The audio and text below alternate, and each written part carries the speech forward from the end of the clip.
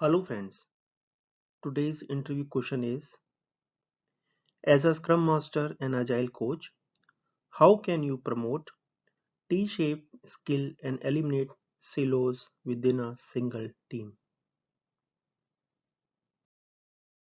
In this session, we will understand what is T-shaped skill mean, what are the challenges one team will face if team only have experts, how we can improve this situation, and in the last, how we can create T-shaped team members team. Friends, please turn on caption for this video for better understanding. Friends, before we get into the interview questions, a very quick warm welcome from myself. My name is Sunandsharrma, that's me in the center of the screen. I'm Agile consultant based in Den Haag, Netherlands, and I'm helping people from last 2 years to successfully pass their interviews.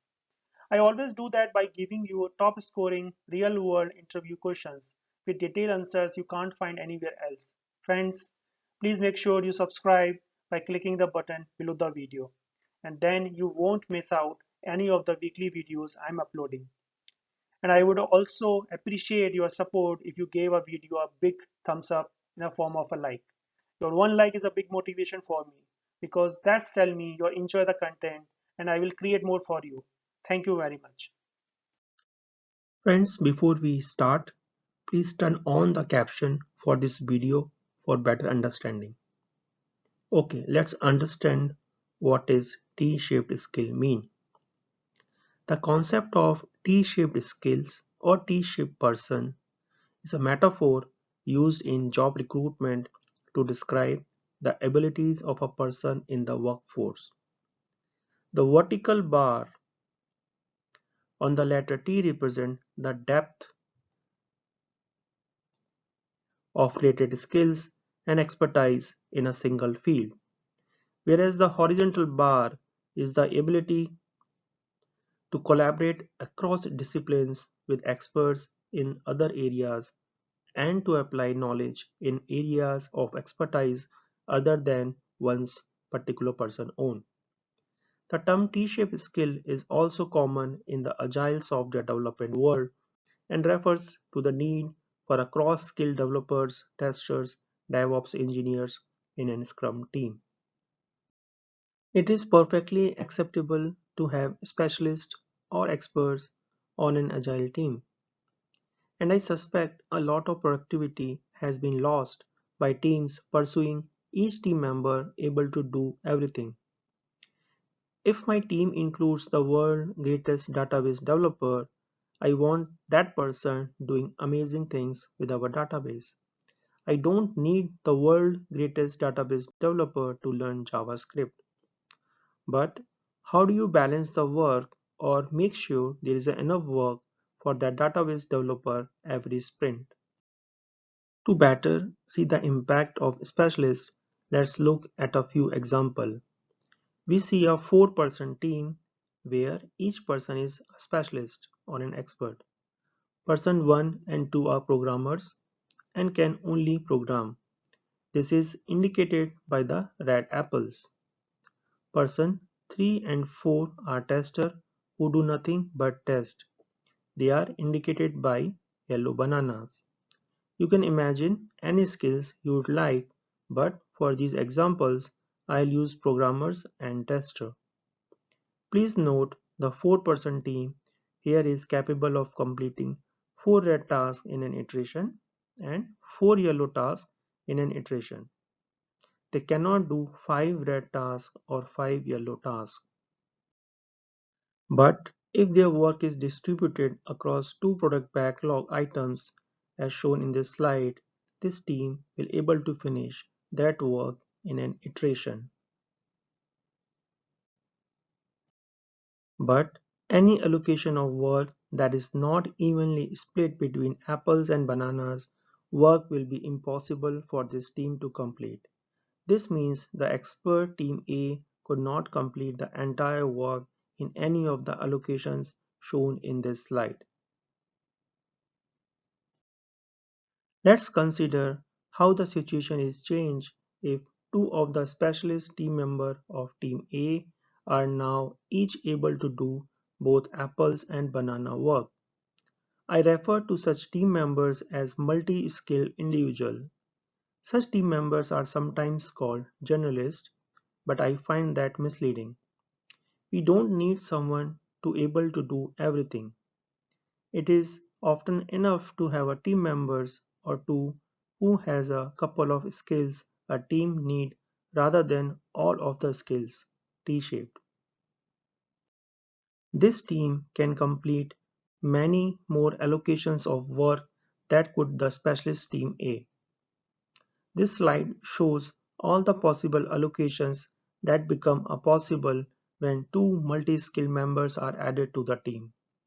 By replacing just a couple of specialists with multi-skill member, the team is able to complete any allocation of work except work that required 0 or 1 unit of either skills. In most cases, a team can avoid planning and iteration that is so heavily skewed simply through a careful selection of the product backlog items to be worked on. In this example, if the first product backlog item selected was heavily yellow, the team would not select a second item that was also heavily yellow. From this, we can see that specialists can exist on high-performing agile teams, but it is the multi-skilled team members who allow that to be possible.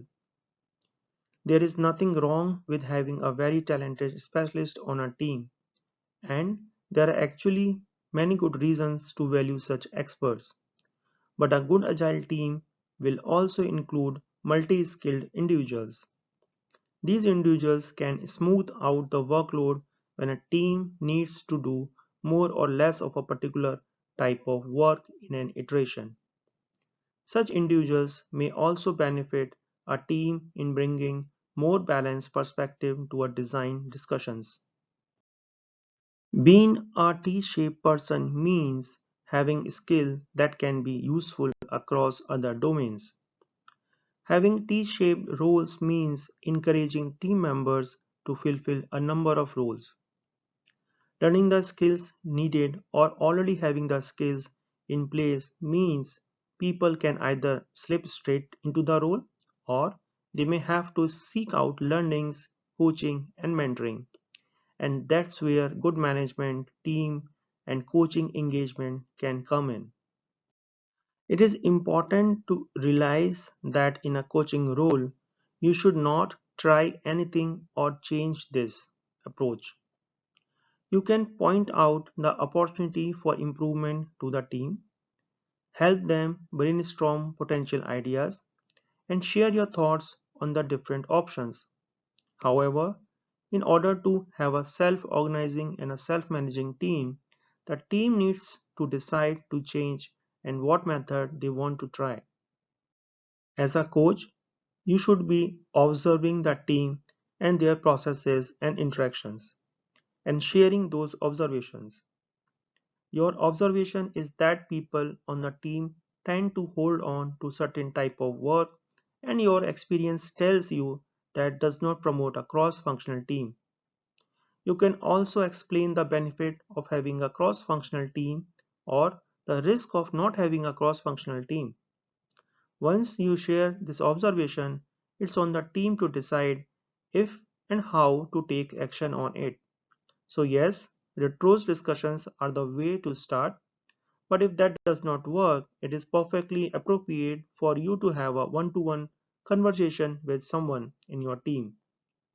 Emphasize it does not have to be permanent change, but let's try this for a couple of sprints and see what we think.